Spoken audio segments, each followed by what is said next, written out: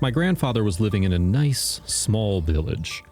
The people in that village used to depend on sheep in order to make a living, but he didn't keep a huge flock of them because, unlike everybody else in his village, he didn't breed on the sheep. One day, someone gave him 2 live lambs as a gift. Soon, he found out that they were a male and a female. When they grew older, they could deliver their own lambs. Grandpa was very fond of animals. Besides the sheep, he had several dogs and cats in his yard all the time. He also used to have some wild animals that he carried from the woods after he found them injured, and he kept them in his yard after he treated them. Among other things, he had rabbits, but Grandpa didn't keep them in cages. He let them run around the town on their own. The most interesting thing in the grandfather's kingdom of animals was that he never killed any of them. He was only taking the eggs of the chickens. He loved them, and he considered them part of his family. Going to grandfather's home in the summer was a pure pleasure for us. No one else could beat this kind of vacation that we used to spend almost every summer. When we were going there, we realized that our family was like a flock of sheep. And as they say, in a family, there's one in every flock who's always at least one odd sheep. There was one little female sheep who was very naughty. When everyone was eating, she was playing. And when everyone was playing, she was eating. One day, she decided to be a rabbit. So for all of the day, she was running between the hailstones, wanting carrots. And in the evening, she tried to squeeze everything into their hole.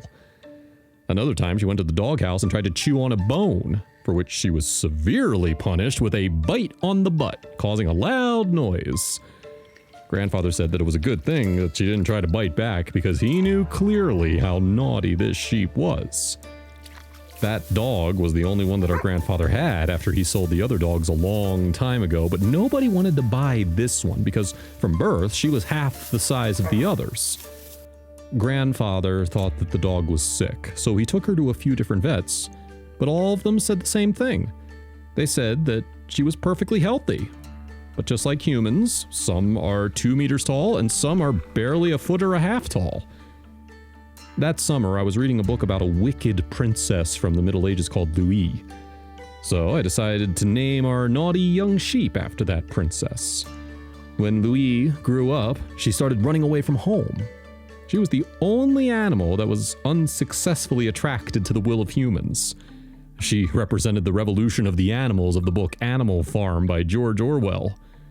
She was dreaming of wandering around in the neighborhood, exploring the fields of the forest, and maybe even the river. Louis was caught and brought home several times, but that never stopped her.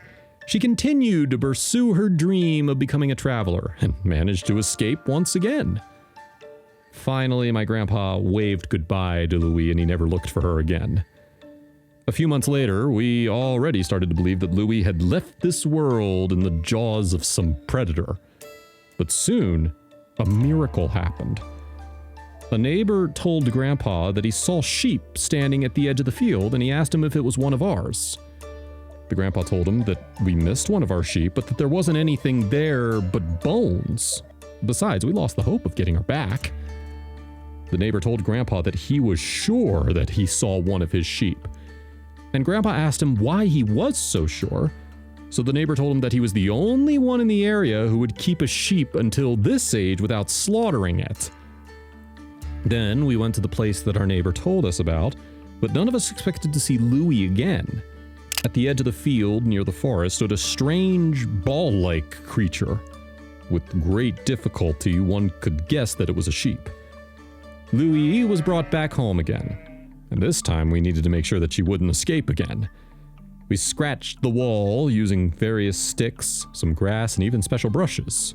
We knew how naughty she was, but this time it was impossible for her to go away.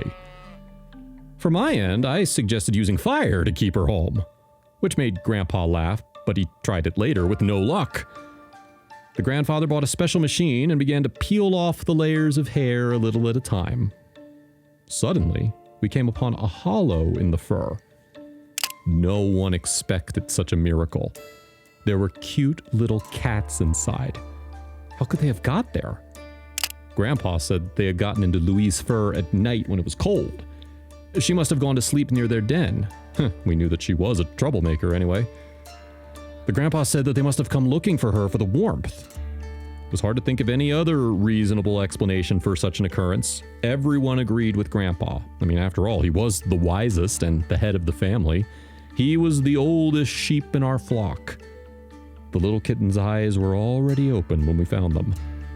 After a couple of days, we realized that we were about to discover a second miracle. Suddenly, Louis gave birth to 2 lambs. Well, we didn't know from whom or when she managed to get pregnant. They were so small, so we did our best in order to help them. Louis had suddenly become a mother of 2 little lambs and a group of cute little cats. It was a huge responsibility for such a careless sheep. However, Louis didn't despair. She began to twist the kittens to be like sheep. She taught them how to live in peace and love in our backyard. The kittens were growing very fast. During our stay there in the summer, we saw them getting older and older. We suspected that they weren't the offspring of a house cat. We thought that most likely they were an offspring of a regular cat, but that turned out not to be. Basically, we couldn't find out the origin of these animals or how they could manage to get inside our sheep. It turned out that Louis couldn't teach the cats to be sheep. In fact, she was acting just like them, forgetting her baby lambs that were running around the house during the day together with all the other young lambs. We realized that Louise seemed to have decided that she was a cat of her own, and she ignored the lambs without paying any attention to them. One day, the neighbor who first found our Louis came to visit us and saw that we had a lot of kittens. He was surprised because he knew that my grandfather's kingdom of animals never included cats. He told Grandpa that this kind of cat was very expensive, and he asked him how he could get them. So, Grandpa told him the story.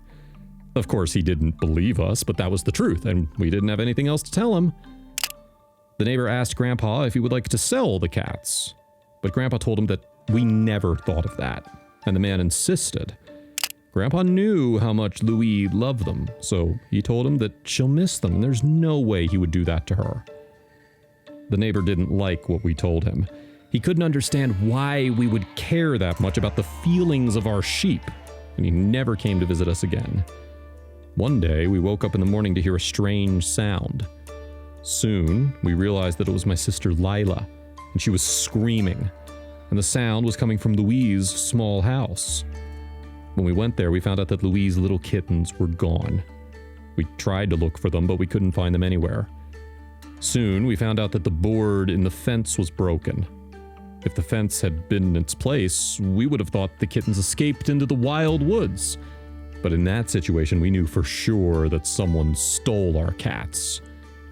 When we were there, Louis jumped suddenly through the same big hole in the fence. I ran after her myself, but after all, I have only 2 legs and she has 4. We returned back home sadly that night.